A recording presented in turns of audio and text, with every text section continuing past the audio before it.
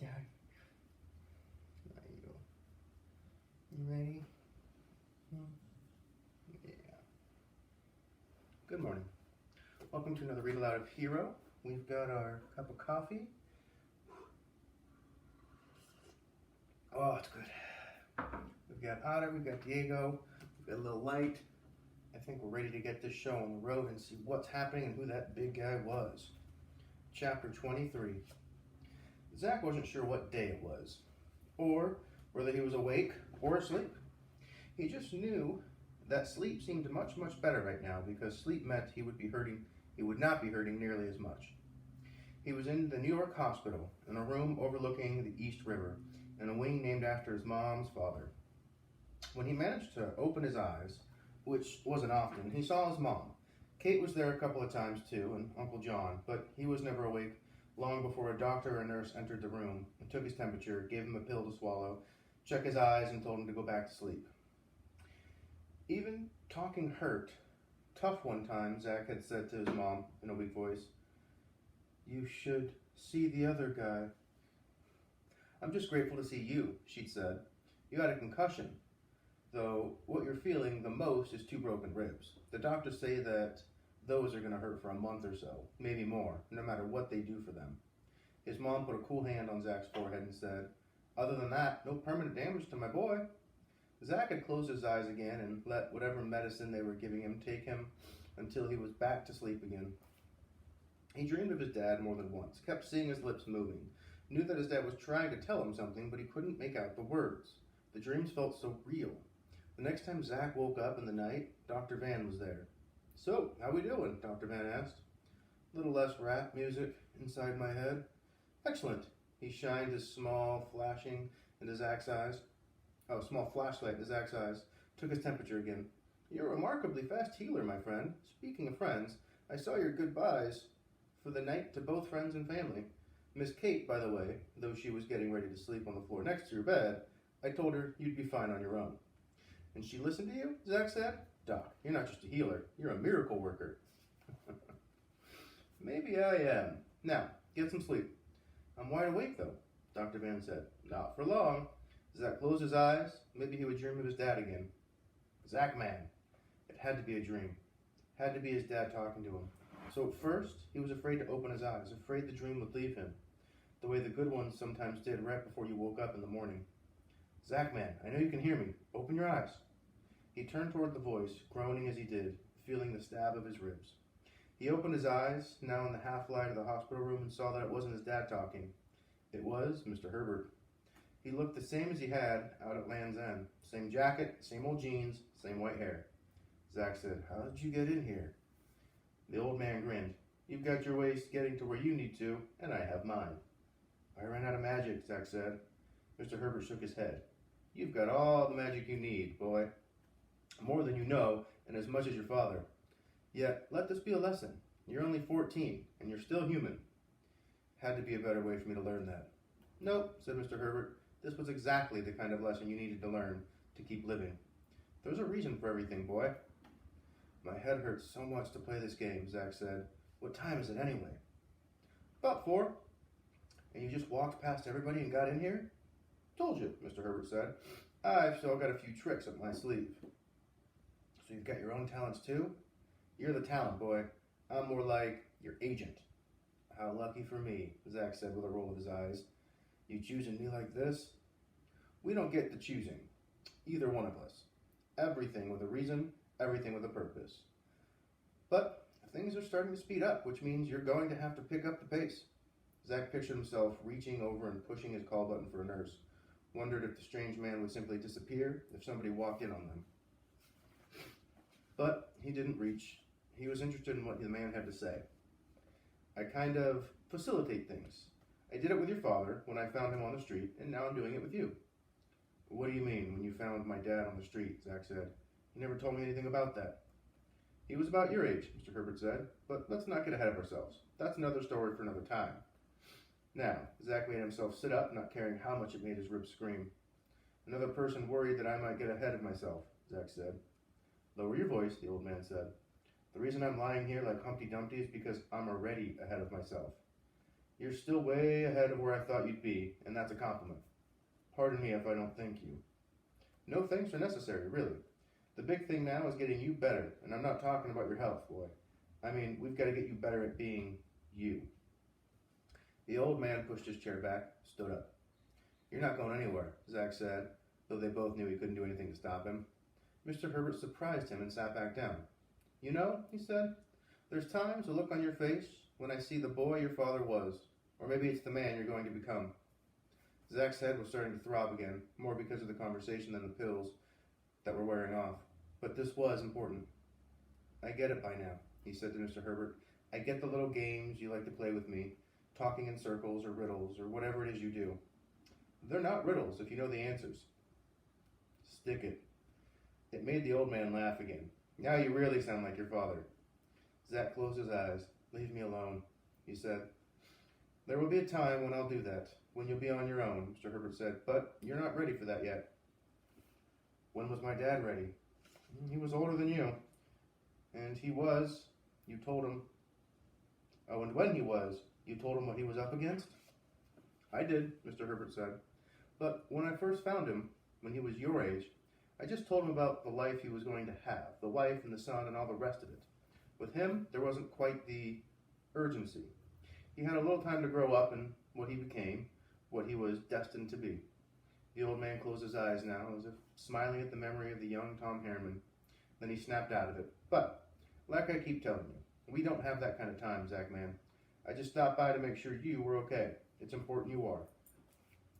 He got up, picked up his chair and placed it against the wall, walked across the room and put his hands on the doorknob. He stopped and turned around. You're going to have to grow up fast, boy, Mr. Harriman said. Oh, Mr. Herbert said. Fast as you can move now. And what happens if I don't? Simple, Mr. Herbert said. If you don't, then they win. He held up a coin, what Zach knew instantly was a Morgan dollar, glowing in the dim light of the hospital room, and tossed it across the room. Zach managed to reach up and catch it. Where? You dropped it in the park, right after you got dropped on your head. I retrieved it for you. You were there? Sleep tight, Zach man, the old man said, and then he was gone. Well, I don't really want to leave it there. I think we're going to read another chapter. Interesting, though, that Mr. Herbert was there but didn't seem to do anything. I guess he wanted him to learn the lesson that he's not as tough as he thinks he is. Chapter 24. Zach closed his eyes again, but not to sleep. He needed to think. The door opened, the sound of a man's footsteps. Zach was afraid to look. There he is, said a voice. Uncle John. Hey, Zach said. Zachary, what time is it? A little before 4, Uncle John said. Sorry to wake you, but this couldn't wait. Have you been at the hospital the whole time? I went home for a few hours for, a little quick shut-eye, but I had to come back. In the middle of the night? Uncle John said. When I told your dad I'd look out for you, I understood it was going to be a full-time job. He rubbed his face. Even in the dim light, Zach could see that Uncle John hadn't bothered to shave in days. How are you feeling? I've been better, Zach said. I expect that you have, Uncle John said. Zach managed to grin. There wasn't the kind of knock-around day I had in mind. Really? Could have fooled me. You seem pretty eager to take on that beast. No more eager than you were. No more than you seem now, sneaking in to see me at 4 in the morning. I needed to see you, Zachary. I've been worried sick. What about? Last thing I remember, you had just gone up against a tree and lost. Uncle John, are you okay? Not my finest moment, Uncle John said. My back wasn't too grateful, and I had a whopper of a headache for a while, but I wasn't hurt too badly. He grabbed the same chair Mr. Herbert had used, sat down close to the bed. So, tell me, Uncle John said, what did he want? Zach was taken off guard. Well, what did who want? We both know who I'm talking about. I saw him come in and I saw him leave. The night just keeps getting stranger, Zach thought. Mr. Herbert, you mean? Zach said. John Marshall chuckled. Is that what he's calling himself now? You know him? Zach said. Wait, that's not his real name? He goes by a lot of names, and yes, Zachary, I do know him, unfortunately. Who is he? I mean, really? Uncle John leaned forward and said, someone to be feared. But he said he was a friend of Dad's, and that he knows how Dad died, maybe even why. He's not your friend, Uncle John said. He wasn't your dad's friend either. Believe me when I tell you, he's nobody's friend. He calls me Zachman. Only Dad ever called me that. I know. Uncle John reached over, put his hand on Zach's arm, and gave it a squeeze. He says a lot of things and acts as if he knows more than he does. And that's a way of getting close to you, now that he knows you have powers. Zach's eyes grew wide. Uncle John gave his arm another squeeze. In a voice barely above a whisper, he said, I know, Zachary, I know. About you and your dad. I know everything about your dad's missions. He trusted me. Now I'm asking you to. Tell me what he told you. Mr. Herbert? We can keep calling him that if you choose. There's been a lot of names over the years. A lot of battles. Battles? Zach said. Between who? I don't mean to sound cryptic, Zachary, but the answer is between us and them. Zach shook his head hard. That's the thing, he said. That's the stupid thing. Neither of you makes any sense. Mr. Herbert, or whoever he keeps calling himself, is talking about me and my powers, but he never says anything. I'm not stupid. I can see there's some evil stuff going on. Now you talk about us and them, which fits right in. Only no one tells me who they are. The ones your dad always called the bad, Zachary, Uncle John said. They're real, and they're going to keep coming because now they know you're special in the same way your father was. Yeah, I'm so special. I ended up in the hospital. That giant took me down like I was a gnat. Why would they want me? They know what I know. That someday, you'll be better than them. Same as your father. Same as my father, Zach said. Yeah, only he was a grown man battling other grown men. You're still a boy, Zach. Don't rush this, no matter what that old man might tell you. Be the Zachary who downs cheeseburgers and runs the bases, and don't believe a word that old man says. Because you said so? It just came out of him. He was so tired of being led around the ring like a pony, even if it was his Uncle John doing the leading now. Because, Uncle John said, even though he wants you to think he's on your side, and was on your father's side, he isn't, and never was. He's on the side of evil. Zach squeezed his eyes shut. Us versus them, good versus evil, good versus the bads. What he really felt like in that moment was that it was him against the world, that nobody was on his side. He yanked his arm away from Uncle John and said, I don't know who or what to believe anymore. Believe me, and in me, the way you always have. Zach knew his voice was too loud, that he'd probably bring nurses with it, but he didn't care. I want my dad back, Zach said, shouting now. He'd tell me what to do. And so can I, Uncle John said. After all, no one knew your dad better than me. At that moment, Zach wished more than ever he'd known more about his father, that it wasn't too late. Listen, Uncle John said, I didn't just stop by to look in on you. I'm on my way to the airport for an early flight. Business trip. I didn't want to disappear without saying goodbye. When will you be back? Hard to say, Uncle John answered. As soon as I can. You be careful while I'm gone, okay? Don't go looking for any fights. Tell that to the fights, Zach thought. They're the ones that keep looking for me. I don't know if you can hear it, but he's snoring over here. It's cute. Let's do one more chapter.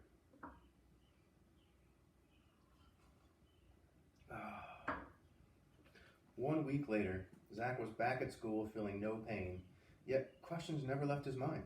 Questions that had no answers. Uncle John was still away, and now Zach's mom was about to go out of town herself, on her longest campaign trip yet for Senator Kerrigan, up and down California, helping out with fundraisers. As usual, she was dressed and ready to go 30 minutes before the car taking her to the airport was scheduled to show up. She had told Zach this was the time when the campaign was getting fun. 2 weeks on the road and then back to New York to get ready for the big speech Senator Kerrigan was scheduled to make in Central Park. It was expected to be the largest political rally ever held by a presidential candidate in New York City.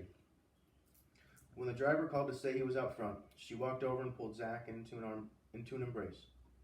I'll be back before you know it, she said. You don't have to worry about me, Mom. I'm fine now. Keep it that way, Zach said. Oh, keep it that way. Zach said, this is real important to you, isn't it?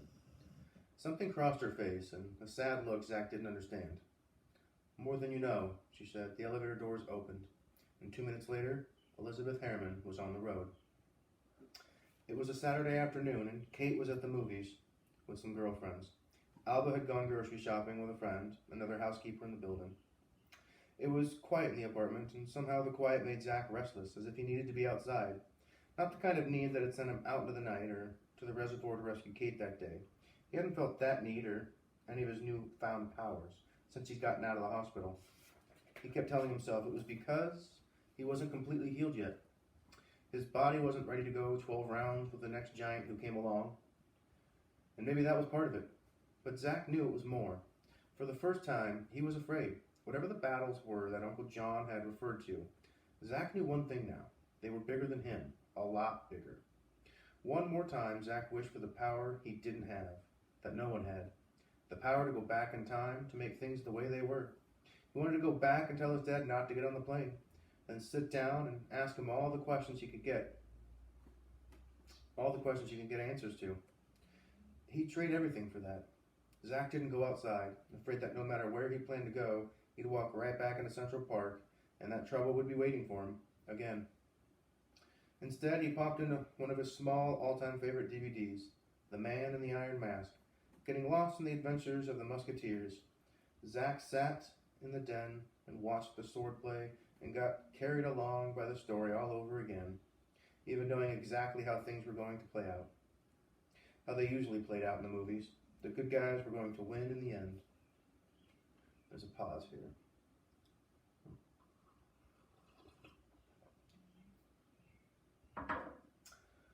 When the movie ended, the quiet came back to the apartment until he heard footsteps upstairs. It had to be Alba. He'd had the sound up pretty good for the end of the movie and probably hadn't heard her come in. So Zach called her name, his voice sounding way too loud in the quiet. No reply. Was he hearing things? Or was he just feeling anxious about everything since he'd come home from the hospital? Alba? Kate? You guys home? Nothing.